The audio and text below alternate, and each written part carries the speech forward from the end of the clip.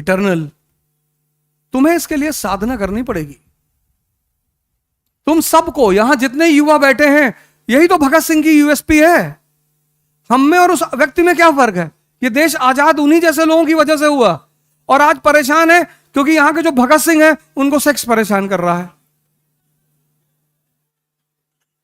तुम ही तो हो भगत सिंह, जिसकी मां ने तुमसे पूछा कि बेटा शादी कर लो, तुमने कहा हम नहीं करेंगे, हमारी मां गुलाम है, हम शादी। तुम्ही ने तो कहा था, तुम ही तो युवा थे, और कौन था? तुम ही तो थे। फिर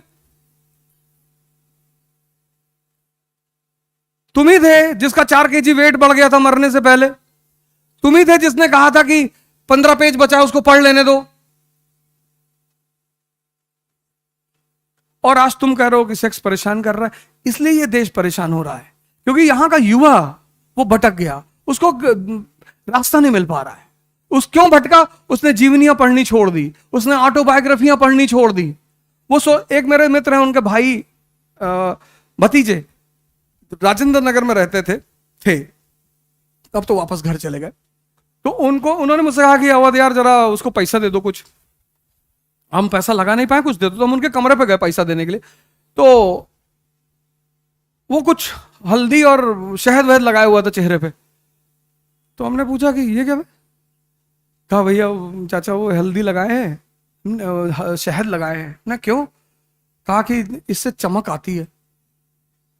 तो उन्हें तुरंत फोन निकाल के अपने वो मित्र को फोन किया। हमने कहा इसको ले जाओ, ये अगर 60 जन्म आईएएस देगा तो भी नहीं होगा इसका। ऐसे क्या कह रहे हो यार? मैंने इसका बेसिक कॉन्सेप्ट नहीं क्लियर है। ये चमक आ रही है पावर की वजह से, यहां क्यों नहीं आ रही, वहां क्यों नहीं आ रही है? जब इतना बेसिक सिद्धांत तुम्हारा क्लियर नहीं है तो तुम आईएएस बनोगे? जहां इकोनॉमी, पॉलिटी, सोसाइटी सबको मिलाकर सोचना पड़ता है। इंटरडिसिप्लिनरी प्रिपरेशन है ये। इस प्रिपरेशन की सबसे खास बात यह है इंटरडिसिप्लिनरी। तुम्हें इकोनॉमी समझ में नहीं आई, तुम्हें पॉलिटिक्स कभी नहीं आएगी, आएगी ही नहीं। यही तो एक खतरा है। हम क्यों बार बार तुमसे कहते हैं एनसीईआरटी पढ़ने का? तुम्हारा बेस मजबूत हो जाएगा। तब तुम बेस मजबूत होने के बाद जब सारे सब्जेक्ट को कनेक्ट करके पढ़ोगे। अफगानिस्तान में स्त्रियों की दशा बुरी क्यों है? क्योंकि वो इकोनॉमिक तौर पर इंडिपेंडेंट नहीं है। पराधीन सपनों सुख नहीं, इस्लाम रीजन नहीं है। इस प्रिपरेशन की सबसे अहम पहलू क्या है? इंटरडिसिप्लिनरी। यहां तुम सेग्रीगेट करके नहीं पढ़ सकते।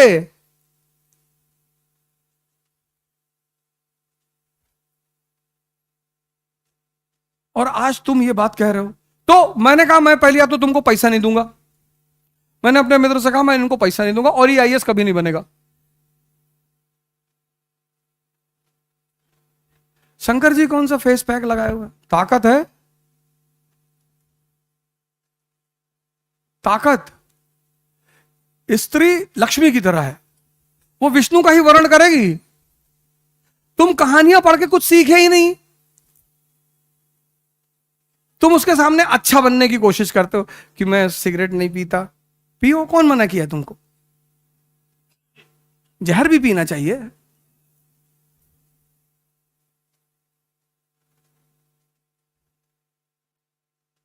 समुद्र मंथन से लक्ष्मी जी निकली, देवताओं और असुरों में झगड़ा हो गया, हम शादी करेंगे, हम शादी करेंगे। मैंने कहा लाइन से लगा बैठ जाओ, मैं डिसाइड करूंगी। स्त्री हमेशा डिसाइड करेगी। फिर जब दोनों लोग लाइन से डिसिप्लिन में बैठ गए, वो समझ गई पागल हैं। उसने दूर सागर में देखा एक आदमी शेषनाग पे लेटा। उसने कहा ये कौन है? बोले विष्णु है। बोले इसको पता है मैं बाहर आई हूं? बोले पता है। बोले फिर भी जाके उन्होंने उनको माला पहना दी। इनविंसिबल है ना, ताकत। ये दोनों लोग देखते रह गए और माला ऐसे आदमी को पहना दी जो हमेशा लोड करके रखा हुआ है कि उल्टा सीधा बोले तुरंत डाल देंगे खटाक से।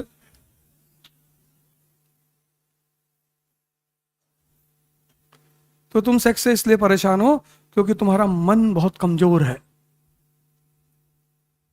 तुम्हारे पास कोई इतना बड़ा गोल नहीं है जो इस छोटी सी चीज को ओवरशैडो कर जाए। तुम्हारे पास कोई नशा नहीं है ये जो तुम शराब को नशा मानते हो, ये सबसे घटिया नशा है। पीते हो तो अच्छी बात है, कोई बात नहीं, लेकिन बाप के पैसे का कभी मत पीना। बड़े मेहनत का पैसा होगा। आप में से बहुत सारे लोगों के पिता एक सामान्य सैलरी पाते होंगे और वो आपको पैसा देते होंगे। अपने पिता के पैसे को कभी इधर उधर मत करना।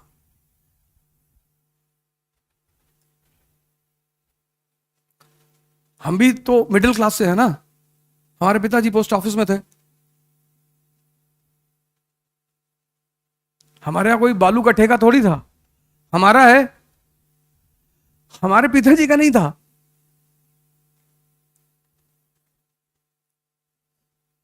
सामान्य सैलरी पाते थे, यहीं हम रहते थे, दिल्ली आए थे, सामान्य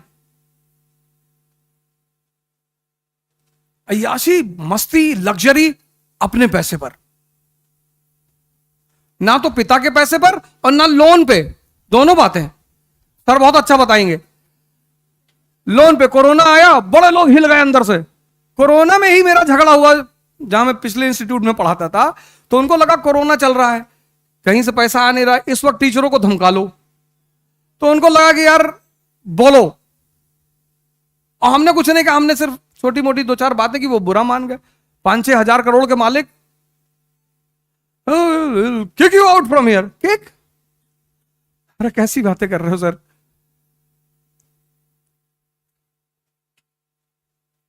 और हम तो मराठा है, विद्रोह करेंगे।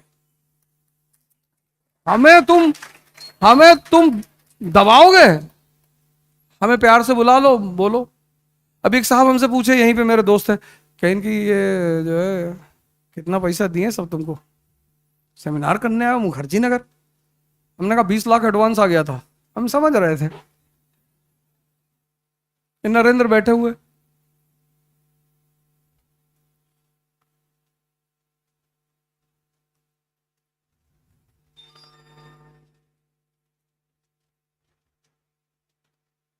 जब तक तुम्हारा मन ही तो है जो तुम्हें परेशान कर रहा है, कब तक करेगा? 50, 55, 60, फिर क्या करोगे?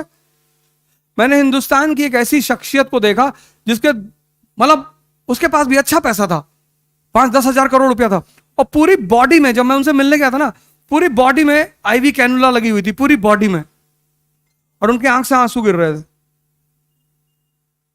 वो कुछ बोले तो नहीं, मैं भी क्या ऐसे हाथ जोड़ के खड़ा था कुछ देर तक, फिर मैं चला आया। मैंने क्लास की शुरुआत में क्या कही? ज्ञान से बड़ी कोई ताकत नहीं है। ये जितने शिक्षक लोग यहां बैठे, मैं सबको बुराया तुरंत, ये इनका सबका सम्मान, ये शिक्षक हैं।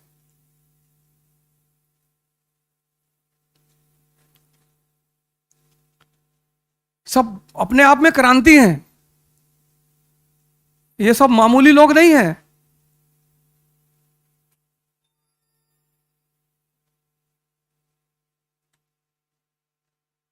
कुछ पूछ रहे थे।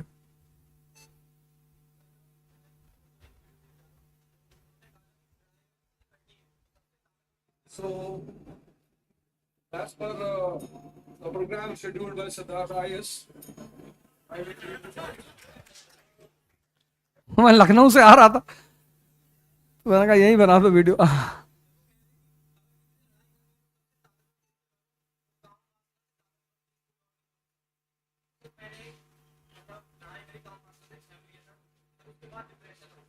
होगा, तुम शायद ओशो को समझ नहीं पाए। बैठो।